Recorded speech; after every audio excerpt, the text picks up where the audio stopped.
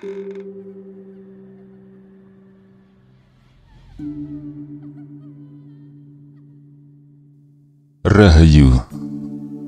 Sagung Dumadi. Kembali lagi di channel Babat Nusantara. Pada video kali ini akan membawakan sebuah cerita Bendi Mataram bagian ke-5. Di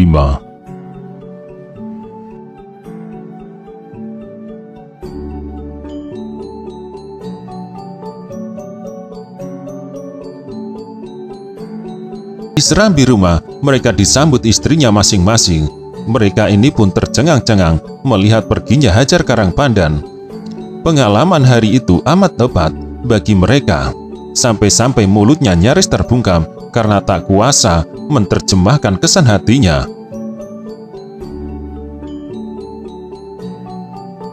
Alamat apakah ini? Kata Sapartinah terbata-bata. Wayan Swagi dan Made Tantra tidak menjawab. Mereka tenggelam dalam pikirannya masing-masing. Tenaganya terasa seperti terlolosi. Lemah lunglai mereka memasuki rumah. Wajahnya kuyu, sekujur badannya dingin kaku. Sapartinah dan Rukmini ke kamar menyediakan pakaian kering. Sang Aji dan Sanjaya dibiarkan berdiri tanpa teman. "Tinah, Rukmini, dan kau Sang Aji dan Sanjaya, kemarilah," kata Wayan Swagi dengan nafas tersekat-sekat. "Marilah kita periksa kedua pusaka itu."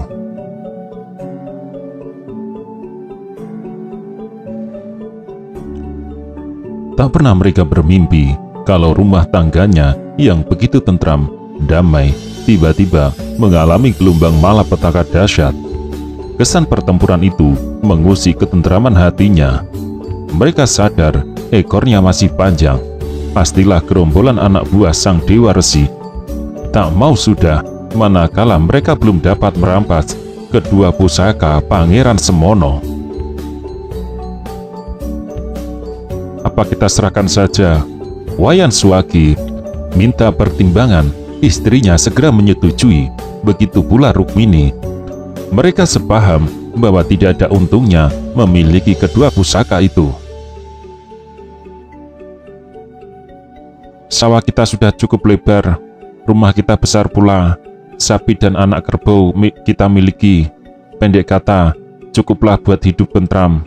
Anak-anak kita tak akan kelaparan. Hidup macam apa lagi yang kita inginkan?" kata Rukmini.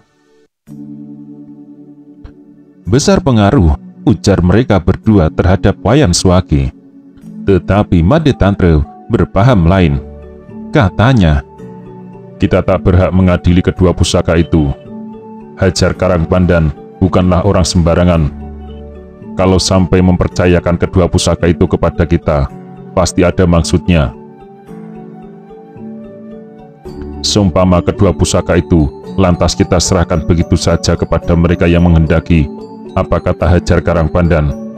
Kita tahu dia bertahan mati-matian dan berjuang dengan segenap hatinya. Dia dapat datang pergi sesuka hati seperti burung Raja Wali mendaki angkasa. Harga diri kita takkan dipandangnya lagi.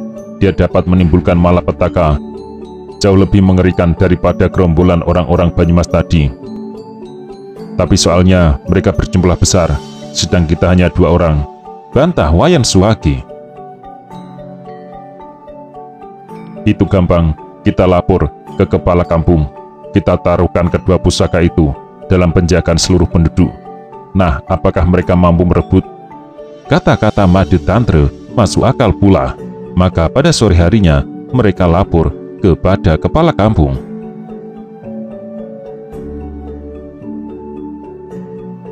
Tetapi setelah kepala kampung itu mendengar tentang kedua pusaka Pangeran Semono, timbul pulalah keinginan hendak mengangkangi kepala kangkung Karangtinalang, seorang laki-laki berumur 60 tahunan, tetapi pandang matanya masih memancarkan sinar perjuangan hidup jasmania. Dengan diam-diam ia memanggil 2 orang pembantunya kemudian bergegas mengunjungi rumah Wayan Suwagi dan Made Tantre agar pengawalnya dari jauh. Made Tantre yang mempunyai penglihatan cermat segera memperoleh kesan tertentu. Celaka, katanya dalam hati. Orang ini pun mempunyai nafsu serigala pula. Maka ia membisikkan kesannya kepada Wayan Suwagi. Wayan Suwagi percaya benar kepada prasangkanya, maka ia berbisik kepada Sapartina agar memanggil kepala kampung Kemarangan, Krosak, dan Gebrenggeng. Mereka akan dijadikan saksi hak milik kedua pusaka. Maka pada senja hari itu berturut-turut datanglah kepala-kepala kampung 3 desa. Wayan Suwagi menyambut kedatangan mereka dengan gembira. Beramai-ramai mereka memeriksa kedua pusaka Pangeran Semono yang diletakkan di atas meja.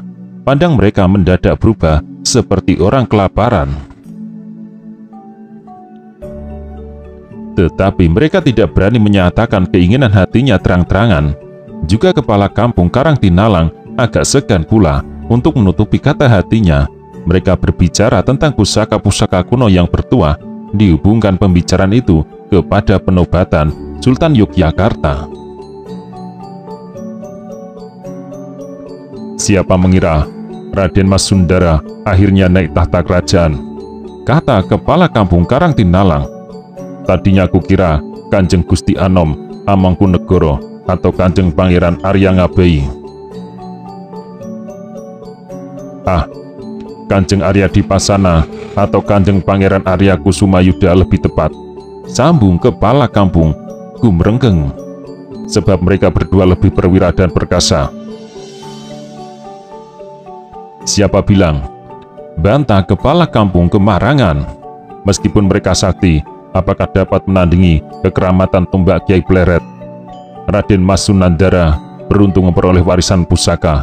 Sekiranya tidak, beliau pun tak akan dapat naik tahta. Kepala kampung Krosak memotong. Berbicara tentang pusaka inilah, pusaka sakti tak terlawan. Kalian tahu, Pangeran Semono dulu adalah cikal bakal kerajaan Jawa. Dia putra Bathara Karangwelang, Raja Loano. Pusaka Rajang Karangwelang sebenarnya 3 buah. Yang pertama, Bendi Mataram. Kedua, Keris Kiai Tunggul Manik. Dan ketiga, Jala Karawelang. Barang siapa memiliki ketiga pusaka itu akan dapat merebut tahta kerajaan Jawa. Mengapa? Mereka bertiga menyahut berbarengan. Mengapa? Kepala kampung Krosak mengulang. Dia akan sakti tak terlawan. Suaranya seperti guntur, gerak-geriknya gesit bagikan kilat. Otaknya menjadi cerdas tanpa guru. Sekali melihat lantas bisa. Dia akan disujudi jin, setan, dan iblis di seluruh kepulauan. Mereka bersedia menjadi bala tentaranya yang kelak disebut bala tentara Sirolah. Nah, siapa dapat melawan? Apa kalian sanggup berlawanan dengan jin, setan, dan iblis yang tak tampak oleh mata?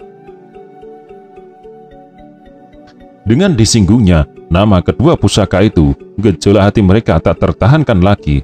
Mereka lantas saja meruntuhkan pandangan kepada pusaka Bendi Mataram dan keris Kiai Tunggul Manik. Pernahkah kamu melihat pusaka Jala Karawelang? Ujar kepala kampung Karangtinalang.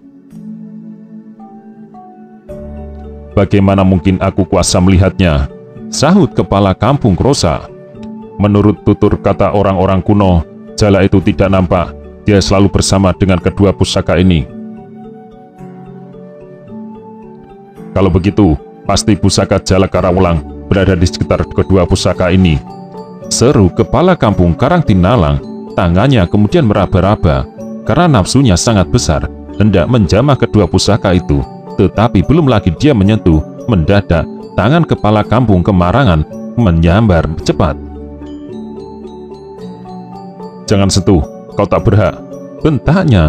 Kemudian seperti seorang majikan yang berhak melarang pegawainya, ia berganti menurunkan tangan, tetapi maksudnya dihalang-halangi kepala kampung Gumrenggeng. Hai, beraninya kamu menghalangi aku, bentaknya. Mengapa tidak? Kepala kampung Gumrenggeng membalas membentak. Kalau dia tak berhak, Kamu pun tak berhak pula. Memang kamu ini siapa? Bangsat! Maki kepala kampung kemarangan. Dimaki demikian, meledaklah amarah kepala kampung Gumbrengkeng. Tanpa berpikir panjang lagi, tangannya menyambar. Kepala kampung kemarangan terkejut, gugup ia menangis, dan sebentar saja mereka berdua telah berhantam berseru. Melihat mereka berdua saling berhantam, kepala kampung Karangtinalang mempergunakan kesempatan itu. Ia tanpa mendulikan lagi pada tajam Wayan Swagi dan Made Tantre yang berdiri di pojok. Pikirnya, mereka kan penduduk kampungku, nanti tak akan menghalangi maksudku. Tetapi ia melupakan kepala kampung Krusak yang mengincar pula pusaka itu. Maka begitu dia hendak menubruk kedua pusaka Pangeran Semono, tangannya kena dipapas tinju kepala kampung Krusak. Mereka berdua lantas berdiri. Kedua-duanya sudah berumur lanjut, kumis, jenggot, dan alisnya memutih kabut. Pandang matanya suram kuyu. Mereka berusaha memperkasakan diri, kemudian saling menerjang dengan sekuat tenaga. Mereka berbenturan dan bergetar, mundur 2 langkah, tubuhnya bergoyang-goyang, tapi seperti kemasukan setan, mereka menerjang lagi dan bergumul rapat-bepat. Zaman dulu tak gampang orang jadi kepala kampung. Dia harus seorang perwira, berwibawa, berani dan cerdik sebagai syarat mutlak memperoleh kewibawaan. Itulah sebabnya mereka kebanyakan terdiri dari bekas jagoan, pembekal atau maling ampuh. Maka tak mengherankan kalau mereka pandai berkelahi dan ulet. Waktu itu senja rembang telah tiba. Dalam rumah panjang itu seketika menjadi gelap. Tubuh mereka yang berkelahi berkelebatan seperti bayangan. Mereka mengadu ketajaman, pendengaran, dan berpedoman pada kesiur angin belaka. Keempat orang kepala kampung itu sebenarnya tak mempunyai musuh tertentu. Mereka hanya bersedia bertempur demi 2 pusaka. Siapa saja yang menghampiri meja, lantas saja digempur bersama. Karun saja pertempuran itu berlangsung sangat kacau. Mula-mula kepala kampung Kemarangan berhantam dengan kepala kampung Gumbrengkeng. Tiba-tiba mereka melihat pergulatan mati-matian antara kepala kampung Karangtinalang dan kepala kampung Krusak. Ketika kedua kepala kampung itu bergeser tempat hingga mendekati meja, dengan berbareng mereka menyerang. Karena serangan itu pergulatan bubar berserakan. Mereka mendongkol dan permusuhannya kini beralih kepada kepala kampung Kemarangan dan kepala kampung Gumbrengkeng. Kalian manusia rendah, maki kepala kampung Karangtinalang. Apa kau bukan bangsa tikus pula? Kepala kampung Gumbrengkeng membalas bentakan itu. Ia mengayunkan tinju. Cepat-cepat kepala kampung Karangtinalang menangkis. Maka bentroklah adu tenaga itu, sehingga kedua-duanya mundur sempoyongan.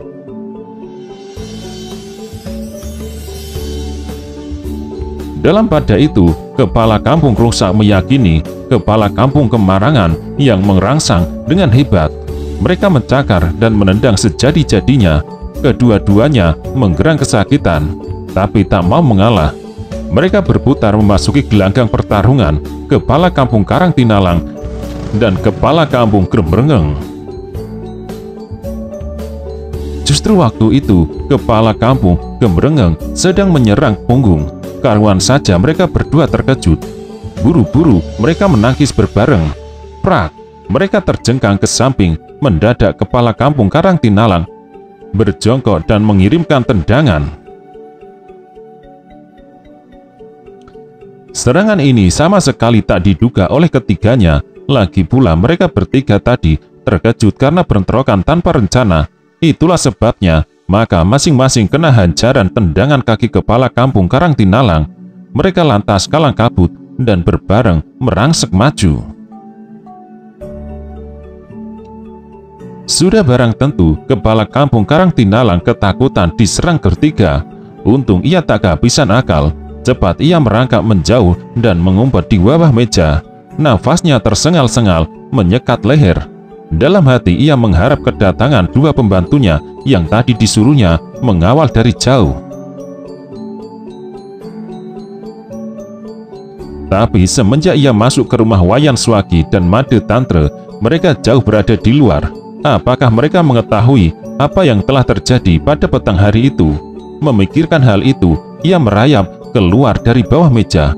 Hatinya tak rela jika belum dapat menggenggam pusaka Pangeran Semono sebagai miliknya.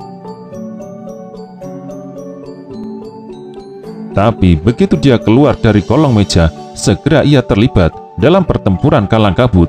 Ia lantas menerjang dan mengamuk serabutan. Pada saat itu Wayan Swagi dan Made Tantra yang berdiri di luar gelanggang tercengang-cengang menyaksikan terjadinya pertarungan. Lama-kelamaan mereka mendongkol, jengkel dan geli. Bagaimana tidak?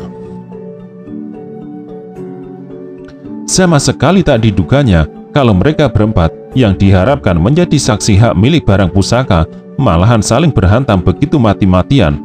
Perkakas rumahnya rusak berantakan, sedangkan Sapartinah dan Rukmini terlihat memepet dinding dengan wajah ketakutan.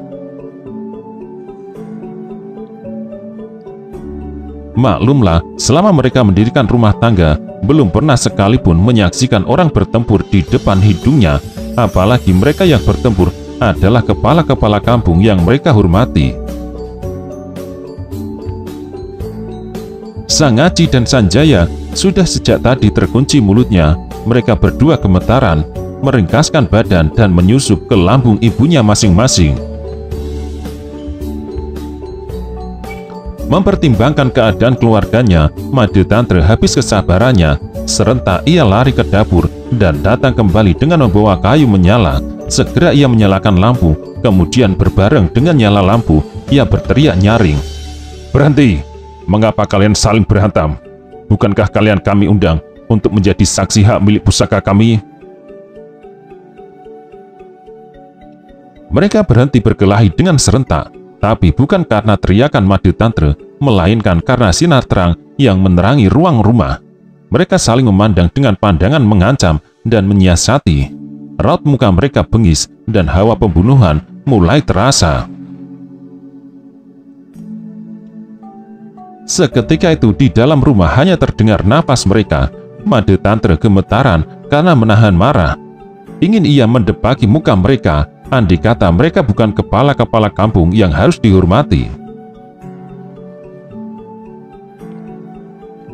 Mendadak ia mendengar suara lantang dari serambi depan. Suara itu mengalun dan menusuk seluruh penjuru.